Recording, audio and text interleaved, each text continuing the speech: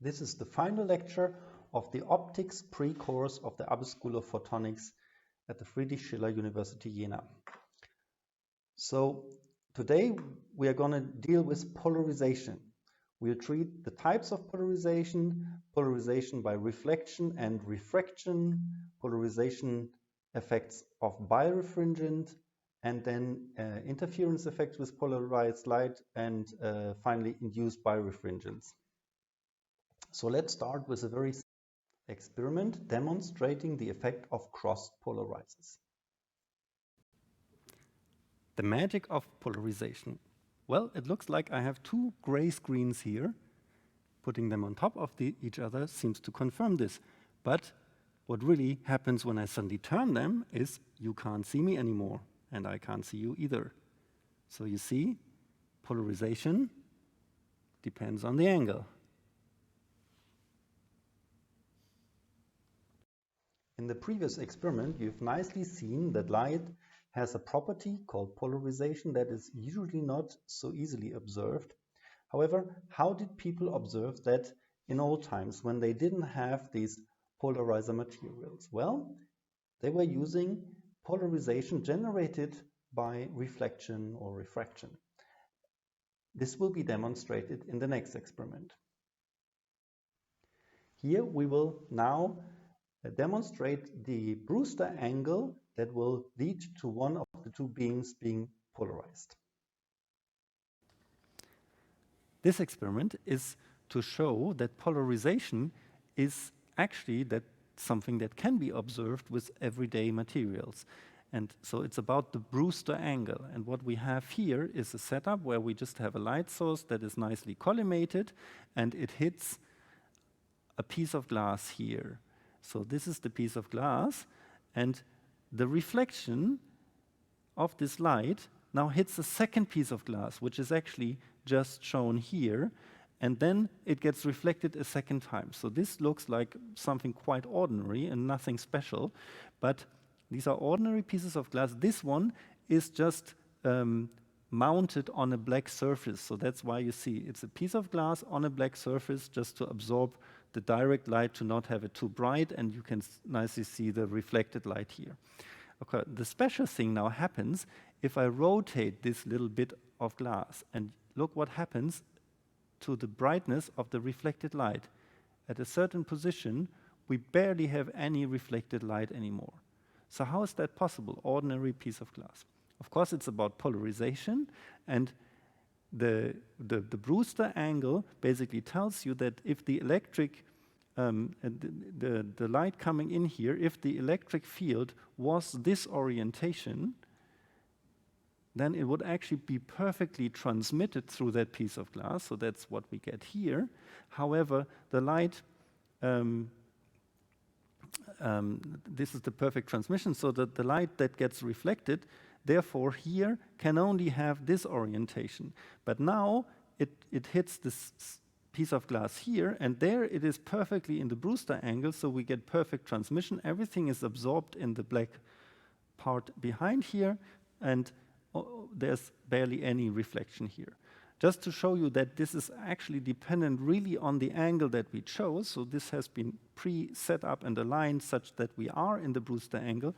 If I now change here the angle to some other angle, let's say for example 90 degrees reflection, and I go here, then you see that we do not have such a blockage. We still have an angular dependence, but it's not as well blocked as it was under the Brewster angle.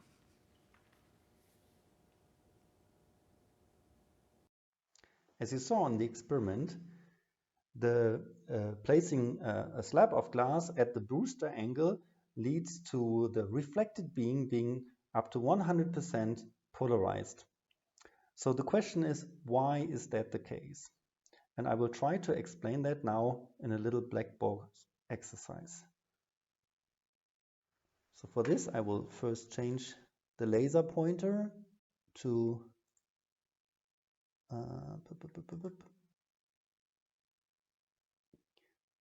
be able to draw.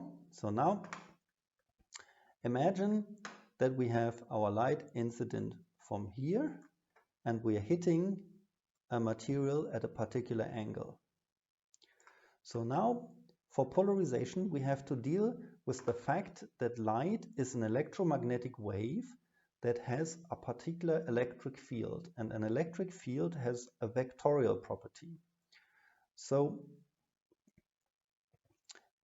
if you now imagine this is the electric field vector, I could also indicate it like this. So what I mean by this is that the electric field goes up and down in the plane of the blackboard here.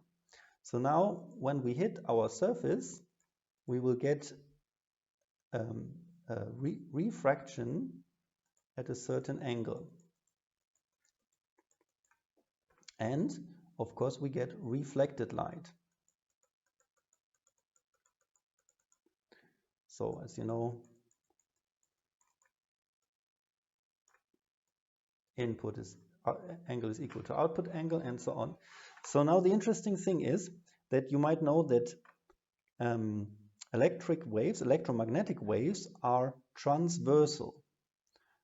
So let me write that down here. Transversal. So that means that you're orthogonal to the direction of propagation.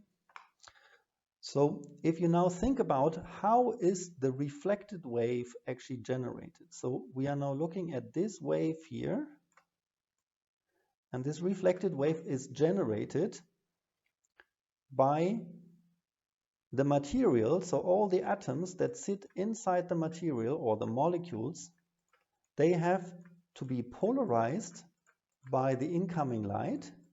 So this is in this case the light in the medium here, which again has to be transversal, and they polarize these little molecules here like this, and they will then emit light by dipole radiation. Now the point is there's basically two ways to see what's going on. So if we now look at the reflected light, let me call this R for reflected light here, that cannot be generated if the beam, the reflected beam, is orthogonal to the transmitted beam in the material with the refractive index n.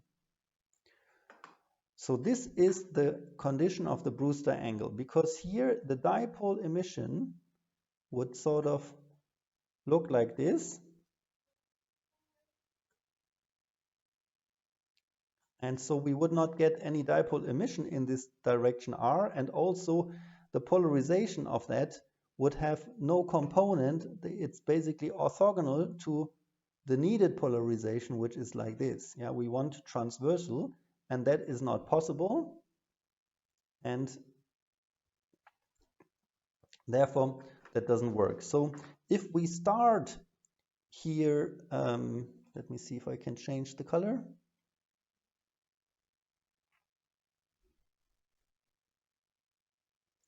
So if we start here with random polarization being polarized like this, some of it and some of it being polarized like this, so this symbol means that the arrow is pointing towards us or away from us. That means that all the transmitted light will go this way, and there will be absolutely nothing oriented along direction R from this polarization. However, the other polarization, so that is this polarization, will actually be able to leave this way. Yeah, so here we only get this green ray with 100% being polarized, what is called S polarization. S, actually it stands for the German term senkrecht, which means perpendicular.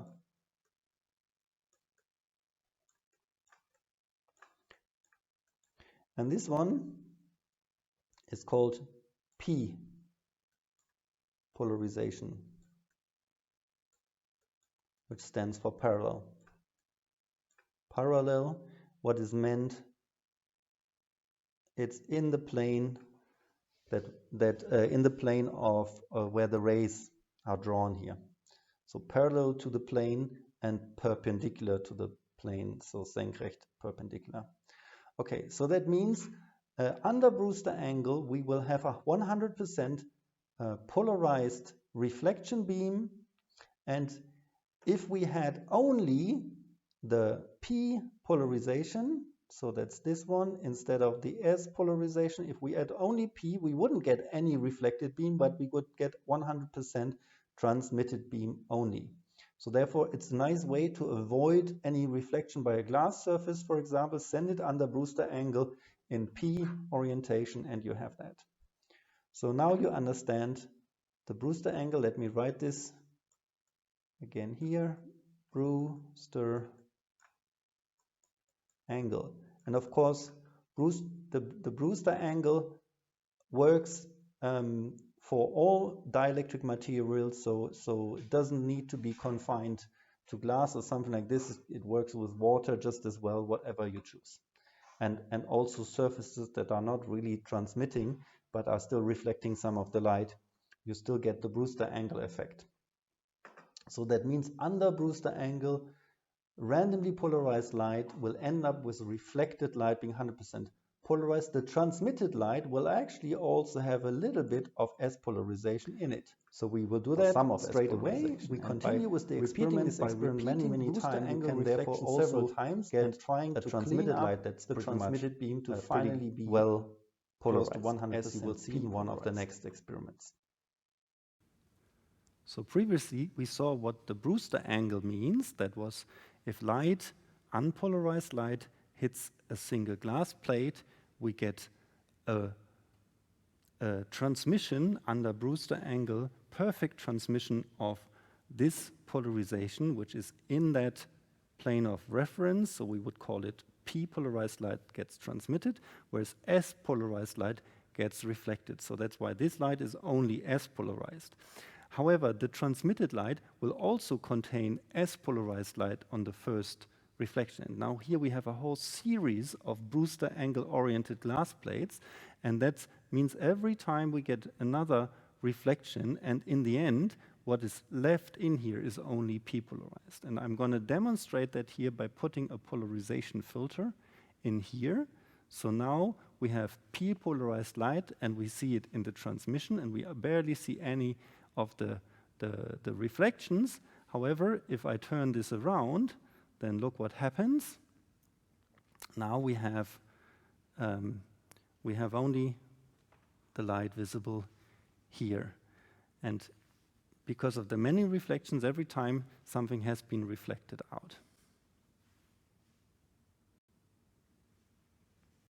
Now that we have learned that the Brewster angle leads to polarized light, the question is, can we maybe use this effect to tell us the orientation of a polarizer? So this is of a big practical value. You are in the lab, you have a polarizer of unknown orientation. It's often not well labeled, and you want to check. And there's a simple way, as I will show you in the next video, of how to check the orientation of that polarizer.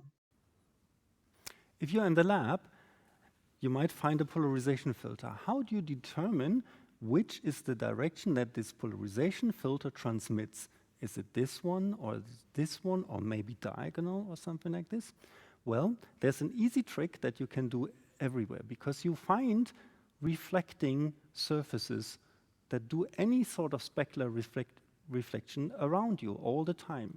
So for example, in this room, if I look around me, I might find this television down there.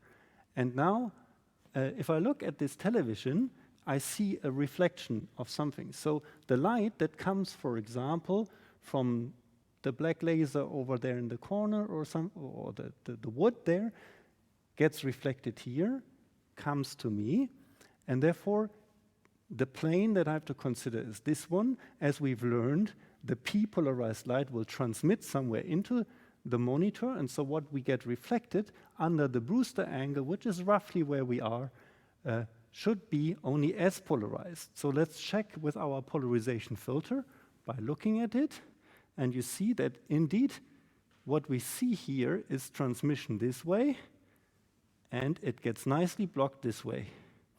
So from this, we learn that this polarization filter transmits this electric field orientation, whereas it blocks this one. So always think about that the Brewster transmits this orientation and reflects this one. So the question is, do we really need such a shiny surface? Can we maybe do it also with other surfaces? It turns out almost any surface you can use. So for example, over here, we have a little chair. Let's try this chair here. And I turn on some light here so that we get reflected light on the chair. And we just now look at this chair. It has a glossy reflection of some sort. And if I put this in here, you see it's totally black now. Well, how comes it's the other way around? Right before we had this transmittance. Well, of course, the surface we have to consider is a different one where the light comes from this orientation, hits here. So this plane of reference is this plane. And therefore, we are blocking this way and we are transmitting this way. So it's again the p-polarized light gets transmitted, the s-polarized is oriented this way and gets reflected, and we can confirm which direction our polarizer has. So the next experiment is a very funny experiment. It will show you something strange happening when we put a third polarizer between two crossed polarizers. So you remember this experiment with the polarizers. I'm blocking out myself, and now Mr. Schott comes here and shows you some magical thing. What happens if we put a third polarizer in between two cross polarizers? Interestingly, you really can see that we get more transparency. Isn't that magical? We have the device that blocks light, we insert another thing that absorbs something, and suddenly it becomes more transparent.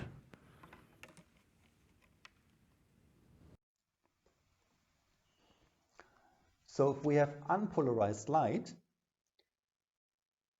for example, natural light as it comes from the sun, if it hasn't already undergone some reflections, Brewster angle and so on, then we have no specific direction of oscillation. That means you can think about this, that randomly all directions are in this light with the same probability. However, if we have linearly polarized light, it means that the electric field vector oscillates along a line, as does the magnetic field vector. If we have elliptically polarized light, as a more general case, you can imagine that the electric field over time oscillates in an elliptical form, for example, like this. So you would call this 45-degree elliptically polarized light. And for example, this movement would be Y polarized light, and this would be X polarized light. And of course, there's also left circularly polarized light or right circularly polarized light, where the electric field vector rotates. So the next experiment is going to show you polarization in slightly more macroscopic terms, in which case we are just using microwaves, and the properties, anisotropic properties of an optical material is in this case emulated by some wires. This experiment serves to demonstrate the polarization properties of electromagnetic waves. So like light, microwaves are an electromagnetic wave, and this clustron actually generates polarized microwaves. So what you see, if I put now a grating, metal bars, nothing seems to happen. But then when you see now that I rotate it,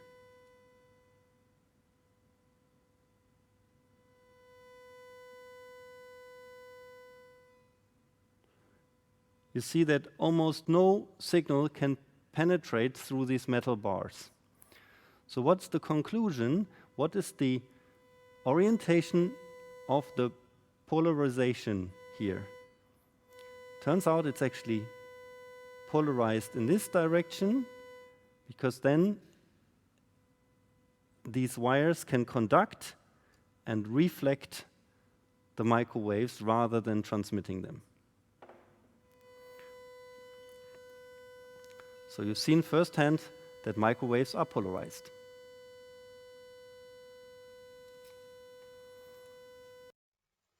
So you've seen several ways now how to generate polarization. We had it, for example, with the Brewster angle effect. We could polarize light, but are there other ways to polarize light? And it turns out there's another effect called birefringence that can polarize light. There are some optical materials which are a little bit like the microwave material. They are anisotropic. That means they have different properties depending on which direction the electric field vector is trying to bounce charges around. And in the case of birefringence, you have different refractive index along different directions. In other words, the polarizability of your material depends on the direction of the electric field, which is only natural if you have molecules that can be oriented in a particular way. Let's see what happens with birefringence. So we're going to show the effect of birefringence now on an experiment with a calcite crystal. So here we have an experiment to show you birefringent from a naturally occurring crystal, which is called calcspar or double spar. And to show this, I have prepared here a little transparency that just shows some text. And it is not polarized, the light now, so we've removed the polarizer. And but if we put this crystal on top of it, you see some interesting effect. And then you realize why it is called double spar, because instead of seeing one image, we seem to be seeing two versions of the same sample, right? And you see one interesting thing. If I rotate it, one of these two versions stays the same, whereas the other one moves around. So now what you find out is that this is actually caused by splitting the polarization. It has basically different refractive indices for different orientations of the electric field. And you can see this nicely. If I put in an analyzer, even though there is no polarizer here, these two images are polarized that are emitted from the calcspar or double spar, sorry. So you see here in this orientation, we see one of the two images and the other one we see here. And one of the rays is called the ordinary ray and the other one is called the extraordinary ray. As you saw in this experiment, something really peculiar seemed to be going on. So you see that actually if you hit a surface, optical surface, perpendicular with your light and with an electric field that can be, for example, oriented either in P polarization or in S polarization like this here, then normally you would expect propagation to just continue straight. And this is true for S polarization. And actually the Huygens wavelets that are emerging from the surface here are just totally circular symmetric like here, and you get propagation into the material with a refractive index. So because these are circular waves, the propagation really just goes this way. However, it is a little bit different if you are S polarized, and this is shown on the right hand side here. So there's something called the optic axis. So not to be confused with the optical axis. Optical axis is the axis that goes to the middle of the lens and so on. It's just indicating the primary direction of propagation in your system. However, here the optic axis is the axis of highest symmetry in your system. So the axis of highest symmetry means that in this uniaxial crystal we have a particular way of polarizability that is, for example, particularly high or particularly low along this direction of the optic axis. That's the axis of symmetry, and in the other direction you have a different polarizability that depends on the angle towards this axis, but it does not depend from where you're coming towards that axis. So it's only dependent on the relative angle towards the axis. So as you can see, if we have S polarization, it really doesn't matter if you're propagating sort of this way or this way or this way. You always get the same polarizability because you're orthogonal to the optic axis. However, with P polarization, it's complicated. And now our polarizability and therefore the speed of light and the refractive index really depends in which direction we go. So if we for example, are polarized like this and we propagate like this, then this would be the refractive index, or in other words, the wave fronts are now not any longer circular, but they are elliptical. And because, for example, if we propagated in this direction, then we would have a different refractive index and therefore a different amount that the wavefront can propagate in a given amount of time. So this way we get now elliptical wavefronts, and now we get very peculiar effects. And as we might have discussed in the beginning of the lecture, so normally the wavefront vector corresponds also to the energy flow, but in this case it does not. So you see here the wave vector still predicts planes parallel to this original plane. So if you're connecting these things, that's what you get. However, if you analyze the momentum or the flow of energy in such a system, you'll find that the propagation of the rays as the light rays in geometrical optics would predict actually goes at a particular angle, which is also not the angle of highest or lowest polarizability. So it's not necessarily this maximum of the ellipse here, but it's some other angle. And to work this out, we need to delve much more into that matter, which we are not going to do here.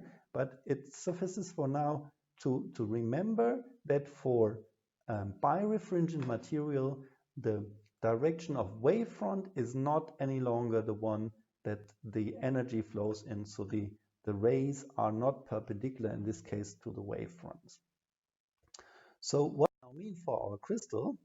Well, first of all, if we hit a crystal in a particular orientation, we come with light beam from here, for example, hit this crystal perpendicular, but it has a tilted optic axis, then S-polarized light will continue to be S-polarized and go straight through as we would ordinarily expect for any material. However, with P-polarized light, even though we're hitting it perpendicular to the surface, there's another preferred direction of the energy flow, which is in, for example, this direction. So we get refraction even though our input angle is perpendicular to the surface. And so this is the essence of birefringence. And when we then leave the material, of course, everything gets reversed and we are again parallel to the input beam. And this beam is called the extraordinary beam. And now if you imagine, that's what we did in the experiment, we rotate this around the axis by rotating it on the plane. So our overhead projector was here. Then you see that this beam doesn't change. The ordinary ray remains the same all the time, whereas this one, the image seemed to be rotating around this axis here. So, well, you have to work out, first of all, when you hit this, of course, the principal section. In this particular case, it just happens to be in the paper, but in reality, that could be even a different direction. And the principal section would be then that plane that connects your input beam with the optic axis. And of course, this is only one example of birefringence, and in reality, there's even a more complicated one that is a biaxial birefringence. So here we have uniaxial, which means we have just one optic axis, and all the other directions have the same refractive index, so to say, or the same polarizability. But there's also biaxial crystals where you basically have two different orientations. So you have, if you want, three different refractive index about three different principal axes. So yeah, this is the extraordinary beam that's parallel, lying in the principal section, whereas the ordinary beam is the one that is orthogonal to the principal section formed by the input beam and the optic axis. So, as I indicated, uniaxial crystals, for example, calcite and quartz, are uniaxial crystals. One of them has a negative and one a positive birefringent, which means one is easier to polarize along the optic axis and the other one is harder to polarize along the optic axis. And there's also birefringent crystals. So you see the difference here between ordinary and extraordinary rays seem to be rather small for quartz, for example, but that's big enough to cause lots of trouble, especially in optical elements made out of quartz, if they're oriented like this. And the calcite has a particularly high difference between ordinary and extraordinary beam. Here you can see a particularly interesting application of birefringence. So what happened here is that we take a birefringent material and we basically cut it into pieces with this diagonal cut here and then join them together with a little bit of glue. So in this case there's an isotropic glue called Canada balsam, which has a refractive index which is between the ordinary and the extraordinary refractive index of this material. So why is that interesting? Because now when we come, for example, with S polarization like this here, so the electric field is going perpendicular to the plane, then the S polarized light would follow this trace here, and it now is under total internal reflection conditions to this Canada balsam. So you see, because this would be, in this case, the ordinary ray, it has a higher refractive index, 1.66 is bigger than 1.55, so we get total internal reflection if that angle is small enough here. And so if you cut that at the right angle, you can make 100% of the this light go into this direction of the O ray, the ordinary ray. And if we have now P polarized light, then we have a refractive index that is lower, so we get a tiny bit of a refraction towards the normal, and then again in this material, so this light will therefore get transmitted here, and therefore we are with this instrument called the nickel prism, we are actually able to separate with a rather large angular spread, because this leaves in a different surface here, with a large angular spread and it's reflected, we can divide the input beam, for example, being random polarized, into S and P polarized light. As you might have noticed, we skipped the topic of interference with polarized light. So what is meant by this is an area that is called cornoscopy, where you're analyzing light propagating in various directions through of polychromatic light through birefringent materials or birefringent crystals, and then you get interesting color appearances. So with cross polarizers. So what we do instead, we look now at induced birefringent, which also gets you quite beautiful color effects, as you will see. So the first experiment is on a topic called stress-induced birefringence. Some material can change the polarization properties of the light, which may be a color-dependent effect, as you will see in these birefringence experiments. So here we have two pieces of glass. They look very similar on a first appearance, but one is a very high quality glass and the other one is not quite so high quality. So what I'm going to do now, there's a polarization filter below that glass and it's illuminated, and I put another perpendicular filter so that I have cross polarization filters on top. So now with the camera we can see through both of these filters, and you can nicely see that there's a huge difference in what these two glasses show. So this glass here is changing the polarization, whereas this one preserves the polarization as it was. And you see that it has a lot of sort of stress-induced birefringence, which changes the polarization properties, and it's also color dependent, as you see by this sort of fringe-like appearance here. So now I'm going to put different materials between these cross polarizers, and you can observe different effects with them. So the first thing I'm going to put down here is a model of a bone. And you see here that these are actually two pieces of perspex, and when I now increase the stress on the material, you can nicely see how the polarization gets distorted more when I put stress on the material, and this can be also used to find out where exactly the most stress is in a material. So in this example of a bone, two bones basically touching each other. And here I have an ordinary piece of, well, a lid from a maybe yogurt or something like this, and you see that this plastic that they use, because it is drawn in the process, also has a lot of these birefringent, because these are very long chain molecules that are drawn and therefore oriented in a certain way, and then you get birefringence here.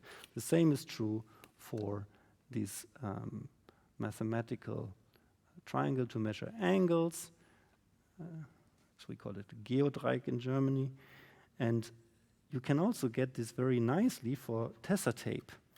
So if you use tessar tape, and for example here is a piece of tessar tape or different pieces of tessar tape on top of each other, and they are just put on a piece of glass, and you can see that depending on how I orient it, you can see quite nice colors, because you get constructive or destructive sort of, well, you get angles under which a particular color changes the polarization by integer of 180 degrees, basically, and that's why you can then see these colors bright and others dark. That depends, of course, on how I orient it. So here the birefringence axis is oriented with the drawing direction, and here you have other nicely made things. So you see different nice colors depending on where we put it. Right. Finally, you can also just use normal very, very bright foils and films, like this one, shows nice patterns, colors.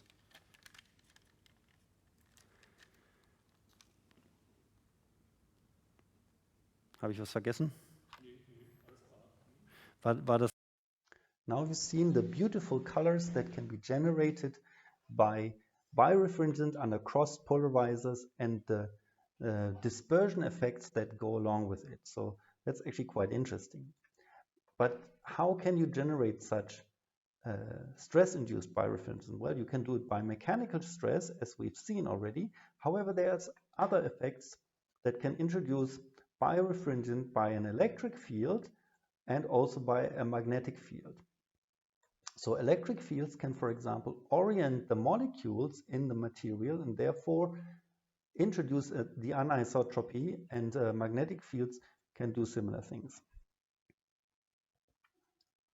Well, a magnetic field also leads to the Lorentz effect, to a different way that the electrons can move in such a material.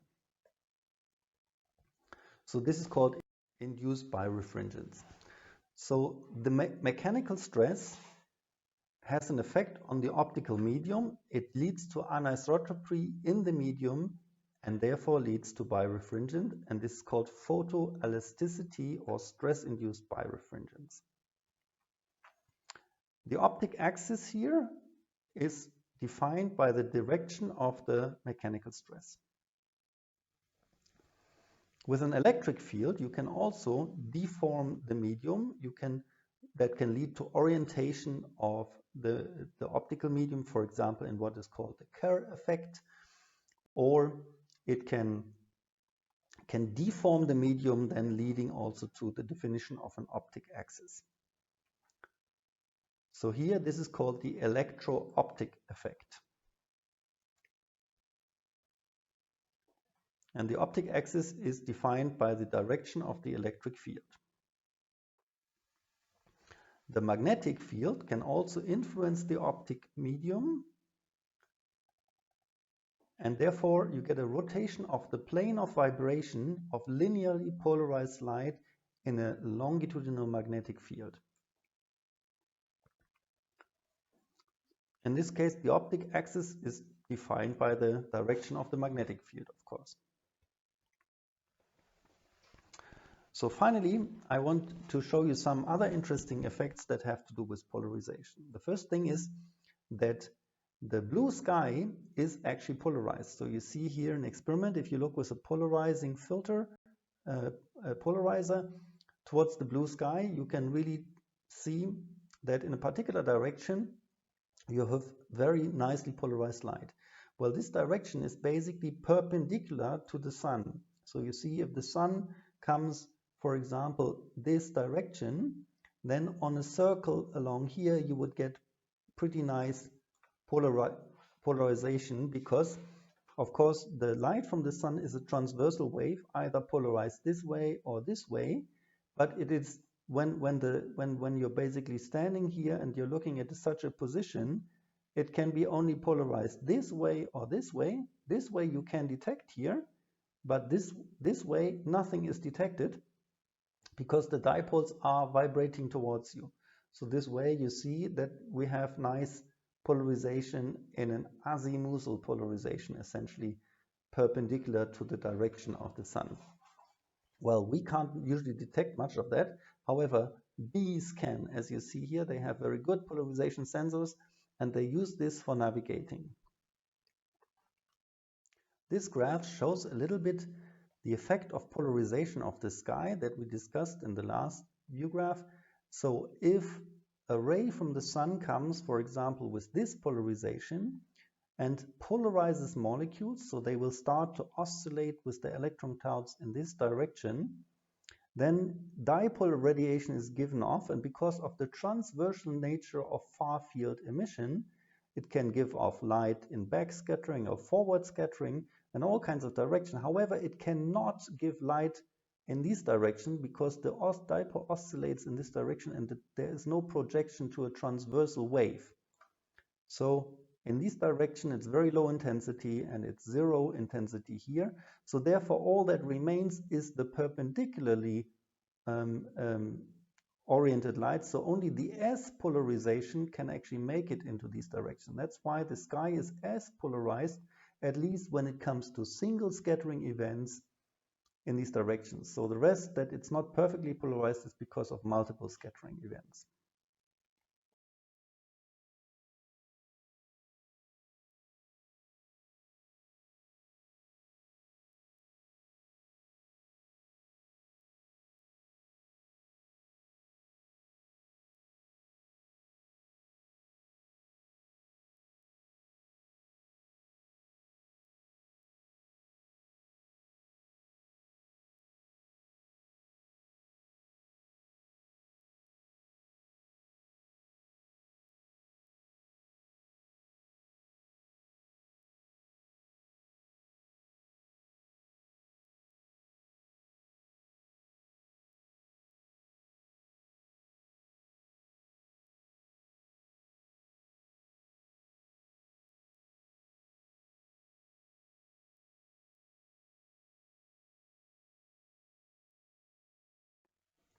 Well, is it really true what I just said?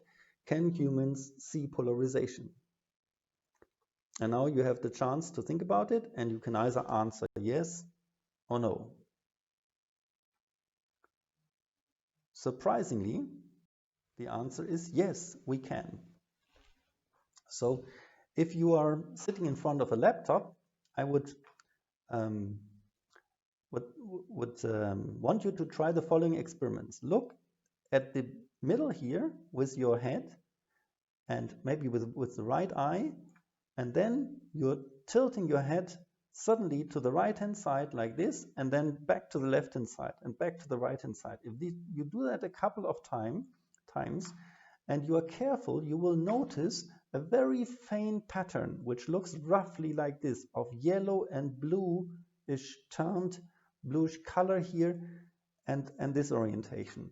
And so this is indeed a polarization effect. And why can you see it here? Because your laptop screen is most probably made from a polarizing material, and therefore your eyes can actually see this polarization. And the same effect also works with the polarization of the blue sky. It might be only slightly harder to detect, and you need to know where to look, which is perpendicular to where the sun comes from.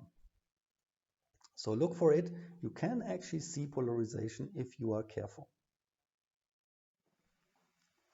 So finally, we talk about spectral properties of light. I would like to start with an experiment that I call the magic stone. Look what happens to this interesting stone called tourmaline.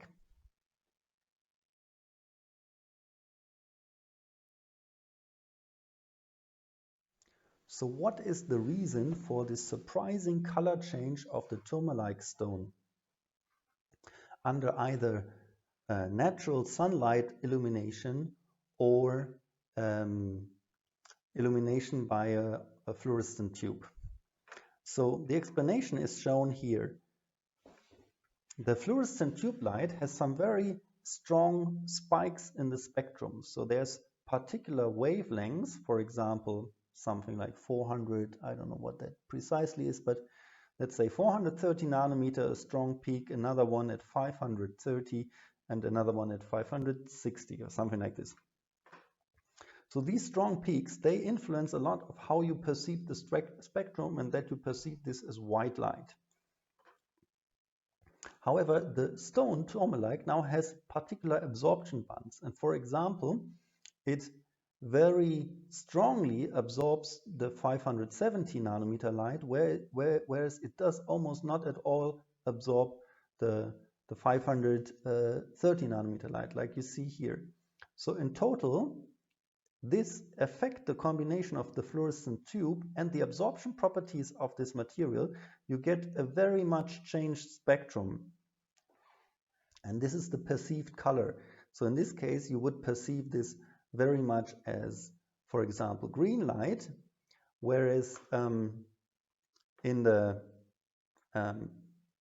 natural sun illumination, you get a very flat spectrum of illumination, and you would therefore mostly perceive this transmission characteristics of the tourmaline as normally, and therefore it would then appear as a red stone. The effect you've just seen in the experiment with the tourmaline stone is actually much more omnipresent than you would normally think, and it is called metamerism. So for example, you might perceive, cyan is a metameric color. You can have it as a pure color, or you can have it as a blue-green mixture. And so the same color can be perceived with two completely different physical realizations. One is a pure wavelength, cyan, basically something like 470 nanometer or something like that. But also you can have a blue and a green mixture, and they seem to give you exactly the same color. Even in reality, they're totally different. And of course, if such a double frequency color hits some surfaces, it massively changes. So that means when this light hits, for example, a surface that absorbs green, you then only get blue. Or if it's a surface that is absorbing blue, you only get green as a reply, and the color changes a lot. And so now if you paint your car, for example, with different colors, that might all look the same to you under daylight. When you then suddenly go to the night, it might be like this. So you see, under daylight conditions, they look identical, but under different types of light, you get differences here. And that, of course, can be a big shock if you buy a car and under daylight condition, it looks all nice, and then suddenly at night, it seems to be full of different colors, basically, that do not seem to really match. So therefore, it is an important point. Since we've now reached the field of visual perception, let's think a little bit more in detail about how we as humans perceive light. Well, we have different sensors. We have what is called the cones, which are responsible for color sensation. So we have three types of cones: the blue one called S, the green one called the M cones, and the red ones called the L cones. And we have the rods, which are responsible particularly for night vision because they're extremely sensitive and they saturate usually in daylight conditions. They are called R for rods. So that is the typical condition, but now you can have some rare genetic change, in which case the cones M and the cones L are not any longer green and red, but basically they are both red. So as you see, they are not really the same, but they are almost the same. That means for people that have these red-green color blindness, it is very, very difficult to discriminate different shades of red and green. It's not impossible, but very difficult and almost impossible.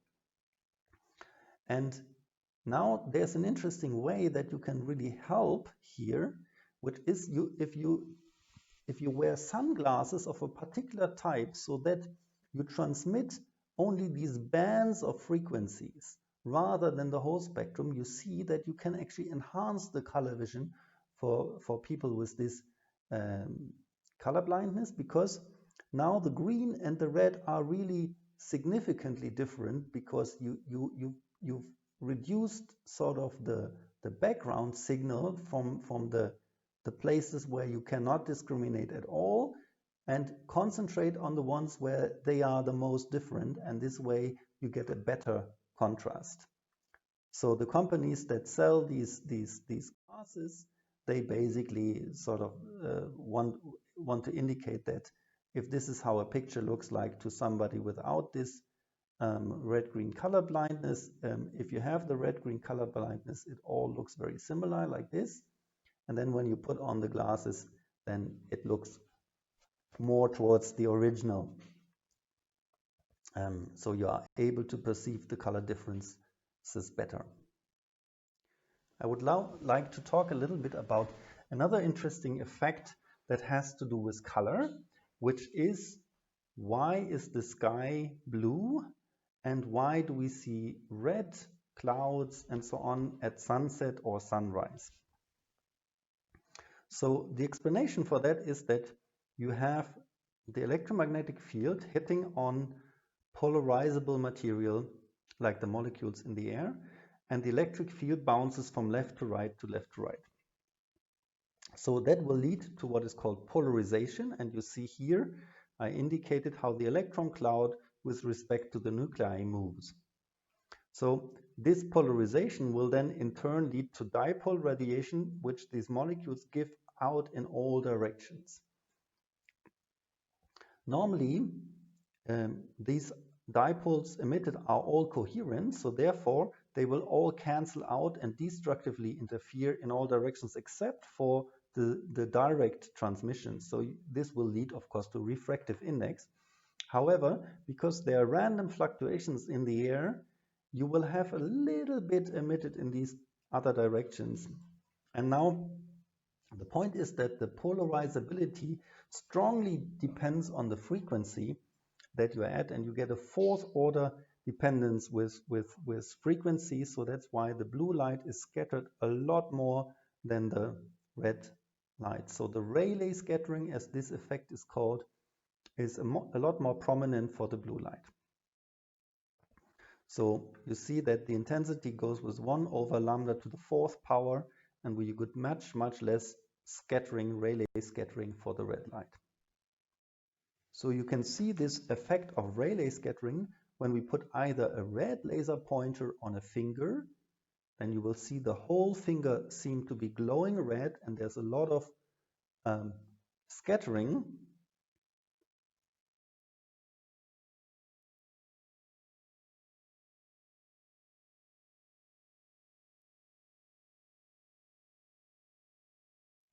Let's now look at an experiment showing you the fluorescence of various materials.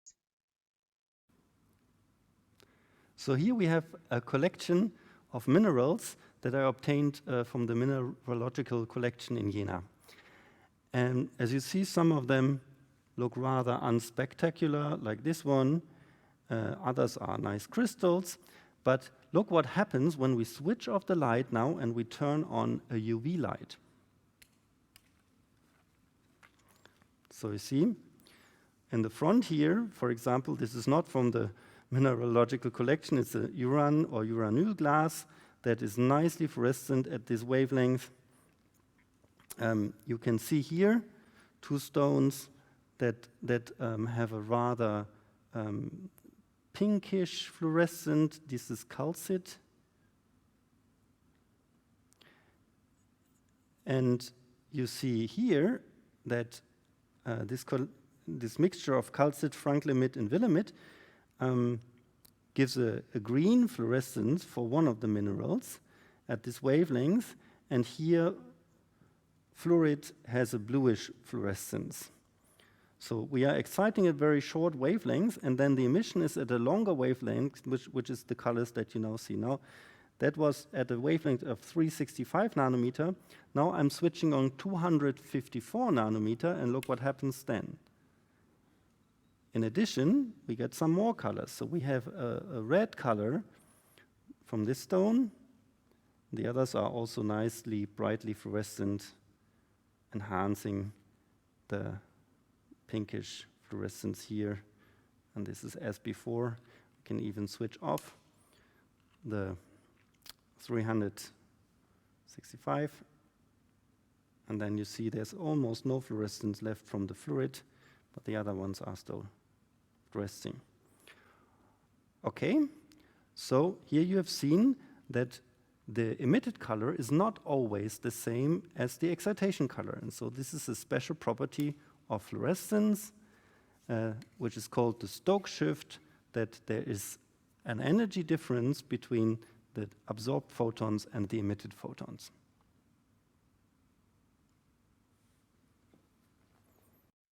So this was the final experiment of these lectures, and I would very much like to thank Thomas Schott for preparing all these experiments and filming them, and thank you all for watching this lecture series, and if you liked it, give it a thumbs up.